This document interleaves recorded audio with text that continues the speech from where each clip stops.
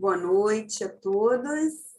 Então, estamos aqui agora para complementar, finalizar, na verdade, o Setembro Amarelo, né?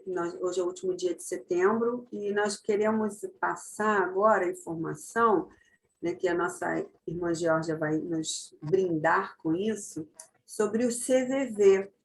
Né? Então, ela preparou um material bacana aqui para que as pessoas também conheçam um pouco da história do CVV, que é um trabalho muito importante na prevenção ao suicídio, não é?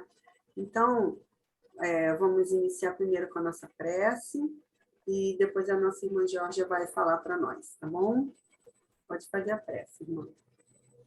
Boa tarde a todos. Vamos fechar os nossos olhos e agradecer a Deus, a Jesus e a Nossa Senhora por esse momento, de estarmos aqui reunidos para falar um pouquinho mais sobre esse mês de setembro, né, sobre a prevenção do suicídio. Então, peço licença à espiritualidade amiga, nesse momento, para retomarmos esse assunto e conversarmos um pouquinho mais sobre essa situação, pedindo a paz, o amor e a harmonia, que tudo corra perfeita tranquilidade.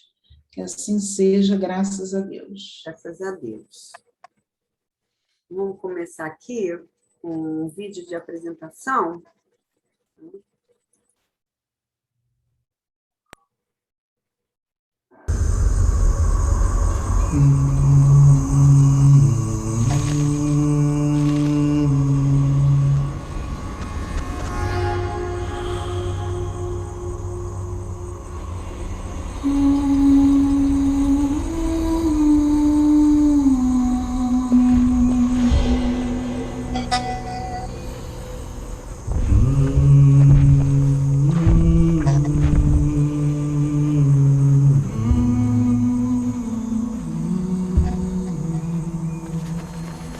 Furacão silencioso, um redemoinho mental, uma tormenta diária, uma dor abissal.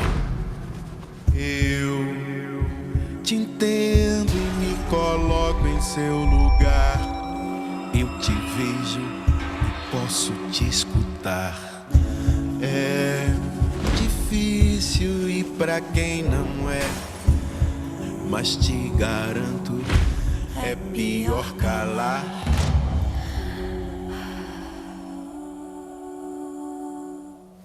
Em silêncio você morre aos poucos, e morrer não é opção. O que se sente não escolhe quem afeta, e nem tem definição.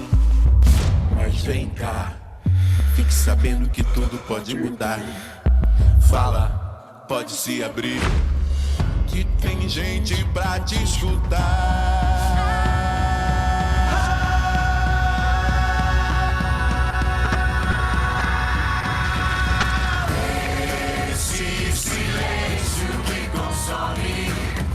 Pode acabar, é só você falar. Conta a sua história. Tudo que dói só dói até passar. Primeiro passo é encarar, Olhar de frente e falar. ainda tem muita vida pra viver. Você não tá sozinho, vai rolar, você vai ver. Esse silêncio que consome pode acabar, é só você falar. Conta a sua história. Tudo que dói só dói até passar. Em média, 32 pessoas se matam por dia no Brasil. O silêncio contribui para aumentar essa estatística. Falar pode mudar tudo.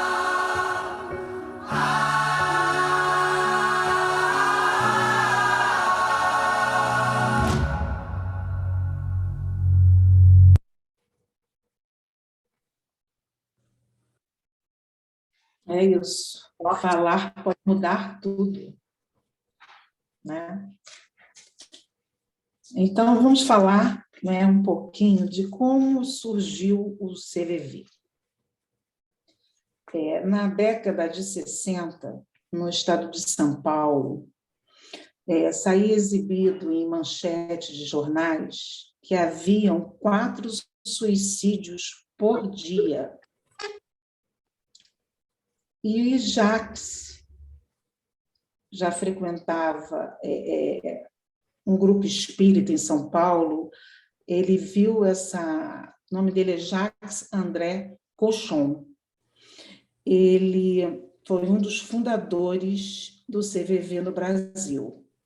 E ele já participava de um grupo espírita, frequentava um grupo federal espírita no estado de São Paulo. E quando ele viu essas manchetes, né, quando eles viram esse grupo espírita em São Paulo, viram essa manchete, eles ficaram assustados, né? Porque que absurdo! E se juntaram, começaram a se reunir e começaram a conversar o que seria possível ser feito para ajudar essas pessoas, porque, inclusive, na época, né, não eram jovens, eram pessoas de 30 a 35 anos. Então, ele se juntou com esse grupo, só que eles não tinham uma ideia de por onde começar. Só que caiu no colo dele, ele mesmo diz, eu vi uma entrevista com ele, muito interessante, que caiu uma correspondência falando que em Londres já havia uma organização samaritanos, pelo reverendo Chad Vará. Então, eles começaram a pesquisar sobre isso, para ter uma ideia, né, de como começar. E aí Jacques começou a fazer reuniões com o grupo espírita, e interessante porque na primeira reunião se observou que tinham 30 pessoas, né, para conversar sobre essa questão do que já existia em Londres, né, com a organização Samaritanos, e para ter alguma ideia do que se fazia aqui no Brasil. Né? Como eu falei, o Jacques André Cochon, ele foi o primeiro fundador brasileiro do CVV, em São Paulo, em 1962. Então, eles começaram a pesquisar, né? E chegaram a esse reverendo, ao Chad Vará, que foi criado, vou ler um pouquinho aqui, que foi criado um serviço de prevenção ao suicídio, a Organização Samaritanos, em Londres. Os Samaritanos era um nome britânico da ONG, era uma ONG, cuja similar brasileira funciona desde o início dos anos 60 com o CVV. E o Chad, por que o Chad chegou a essa conclusão também que precisava ajudar? Ele era um pastor lá em Londres, anglicano, o Chad Vará, que ele começou seu trabalho em 1936, quando foi chamado para oficiar um funeral de uma menina de 14 anos. Foi aí quando tudo começou para ele. A garota havia se suicidado ao ficar menstruada pela primeira vez. Desesperada, ela pensou que havia contraído uma doença e se matou. Esse episódio chocou muito, né? Tal maneira da jovem se matar por conta disso. Aí o reverendo resolveu dar aulas de educação sexual para jovens. E depois descobriu uma notícia de 3 pessoas que se suicidavam também. Além, depois dessa história dessa menina, né, que ele foi chamado para o velório, ele ficou assustado, começou a agir, ajudar as pessoas, e também, em 1953, numa pequena sala, munida de um telefone, numa igreja, ele começou também a atender. E aí fundou a Samaritanos. E Como eu disse, voltando aqui para o Jacques, ele com essas ideias, né, do reverendo, ele procurou, junto a esse grupo espírita, também tentar alguma coisa. Só que o que acontece? Só que o Jacques, ele fez a primeira reunião, tinham 30 pessoas, e depois, na segunda, 15, os voluntários começaram a desistir, né? E a relação é a seguinte: nessas reuniões, sempre participava uma assistente social. E a assistência social, na primeira reunião que Jacques promoveu, junto com os voluntários, ela desanimou totalmente eles, dizendo que isso era um caso de profissionais, voluntários tinham que ser formados em psiquiatria, em psicologia, né? Pessoas comuns não poderiam atender, não saberiam lidar com essa situação, né? E aí Jacques, não satisfeito, chamou uma segunda assistente social, que aí foi um segundo grupo, que já caiu de 30, as pessoas desanimaram, e foi para 15 pessoas, Jacques e mais 15 pessoas, e essa nova assistente social. E ela disse, isso é maravilhoso, porque não precisa ser profissional, precisa querer ouvir, ter o dom de ouvir as pessoas. E vocês, como voluntários, cada um tem a sua, tem sua vida, tem sua experiência de vida. Então, isso é perfeito, vocês não precisam de profissionais, de psiquiatra, de psicólogos, né? Basta ouvir. Claro que, se houver necessidade, a gente vai encaminhar, mas não tem necessidade nenhuma. E Jacques começou a se animar, disse, então, puxa vida, então a gente pode fazer alguma coisa sim, né? A gente pode ajudar essas pessoas, esses jovens, esses idosos, essas crianças, mesmo tendo um voluntário que não tem nenhuma formação, né? Psiquiatra nem psicológica. E foi assim que ele fez, né? Ele se reuniu, e interessante que seu primeiro atendimento, no caso do Jacques, né, lá em Londres, não, foi numa igreja, né? O Jacques, não, foi num escritório, e era ele, por hora, as primeiras pessoas que atenderam, ele e a secretária dele, né? Porque até então ele não estava formando ainda os voluntários, né? Com as reuniões, com tudo direitinho.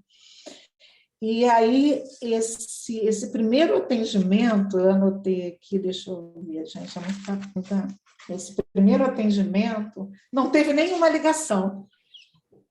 Achei isso muito interessante. Ele botou a secretária para atender, ficou do lado dela, e o telefone não tocou, de jeito nenhum. Ele se resumia nisso, né? Numa sala e um telefone. E deixa eu ver. E o CVV, né, hoje, voltando aqui ao CVV, atualmente, primeiro dia de atendimento do CVV, que é aquilo que eu falei que foi o Jacques e a secretária, foi no dia 1º de 3 de 62, onde não teve nenhuma ligação, né? E ali começou o movimento a crescer. Hoje o CVV fez 59 anos de existência, né? Ano que vem ele faz 60 anos, se Deus quiser. Aí, nesse momento, atualmente, sim, você precisa de o voluntário, que infelizmente são poucos, tá? Infelizmente, hoje em dia é muito pouco, e são 6 meses de curso, né? Você agora tem que ter todo um preparo, né, para o atendimento. Enfim, então é muito tempo, e as pessoas, infelizmente, eu como estou fazendo parte, né, agora no momento, as pessoas vão desistindo no decorrer das aulas do curso, né, porque é uma gama de coisas que você tem que ler, tem que aprender, tem que exercitar diariamente, né, porque o que é o principal, né, é a escuta. Você tem que falar menos e escutar mais. É um atendimento humanizado, né? Você não pode ter religião, política, de jeito nenhum, né? Você está ali como ouvinte. Agora, é interessante que na parte da ciência, se você prestar atenção e ver que a pessoa necessita, você pode falar com ele que ele tem que procurar um profissional, um psiquiatra e um psicólogo, né? No último caso, porque às vezes a pessoa liga no desespero, vou me matar. Então, você chega uma hora, eu ainda não cheguei na prática, né? Estou na teoria, fazendo exercícios, é fascinante. Estou adorando e espero conseguir chegar até o final, né? E precisamos de voluntários, isso é muito importante, né? As pessoas, infelizmente, entram, saem, e o CVV precisa ser divulgado, ele precisa de voluntários, de pessoas realmente comprometidas e ao amor ao próximo, ao ouvir o outro. E como a gente diz em todo final da nossa fala, ponto. Selma. É verdade, né? É um trabalho tão... No primeiro dia, o telefone nem tocou, né? E hoje não dão nem conta, né? Não dão conta. Tantas pessoas que ligam, que necessitam, né? É um trabalho realmente, assim, árduo. Com certeza vai chegar aos 60, aos 120, porque ele também é um trabalho que veio muito inspirado também pela espiritualidade. Tudo que envolve a espiritualidade é algo bem perene, né? E aqui, com certeza. Exatamente. Então, eu vou contar uma historinha, né, com relação a ao CVV também. Como a Georgia falou, o Jacques Conchon, ele sempre andava acompanhado do Joaquim, eu acho que ele era o ilustrador, não me recordo quem é essa pessoa, tá? Então, assim, nas viagens que eles faziam até a casa do Chico, né? Eles iam até o Chico Xavier para aprovar a capa, né, dos livros. Então, numa determinada viagem, o Joaquim esqueceu a capa do livro em São Paulo e retornou para buscá-la. Enquanto isso, Jacques permaneceu na casa do Chico Xavier, aguardando pelo seu retorno. Inexplicavelmente, nesse dia, né, Chico Xavier estava sozinho e com tempo livre para uma longa conversa com Jacques, que aproveitou a chance para comentar sobre os planos para a criação do CVV, o Centro de Valorização da Vida. Nesse dia, o Chico antecipou para Jacques o futuro do CVV e revelou que, além do CVV, também seria construído o Hospital Francisca Júlia para tratamento psiquiátrico e dependência química. E os trabalhos seriam acompanhados por 2 mentores espirituais, a própria Francisca Júlia e Batista Cepelius, ambos suicidas. Posteriores pesquisas mostraram que Francisca Júlia havia sido uma importante poetisa que cometera suicídio após a morte precoce de seu marido, a quem devotava profundo amor. Em vida, sempre se preocupou com os problemas sociais e com a angústia das pessoas.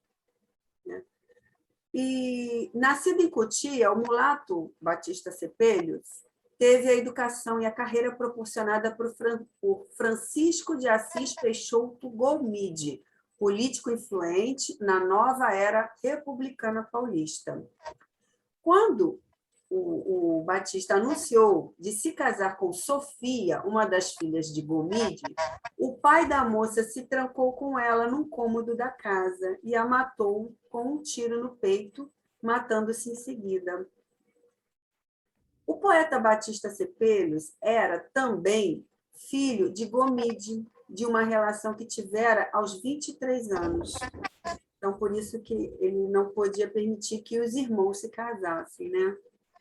O Batista mudou-se para o Rio e mais tarde foi encontrado morto em um penhasco no bairro do Catete. Não se sabe se foi assassinato ou suicídio, né? Mas aqui, como ele se manifesta em espírito junto com a Francisca Júlia, já esclarecido que foi um suicídio, né? Essa historinha. Aí tem a Francisca Francisca Júlia, ela é uma inspiradora do Centro de Valorização da Vida na Espiritualidade. Tá? Então, eles dão muito apoio a isso também. Por isso que eu digo que essa é uma coisa que não vai acabar, porque ela tem todo o respaldo do espiritual. Diz, então, que acho que foi 35 anos após o desencarne dela, ela fez uma comunicação, né, lá com o Chico, né? E ela fala, né, das aflições dela, do corpo físico, né, como é que ela foi, todo o trabalho dela de suicídio, e fez uma poesia, né? Ela diz aqui assim,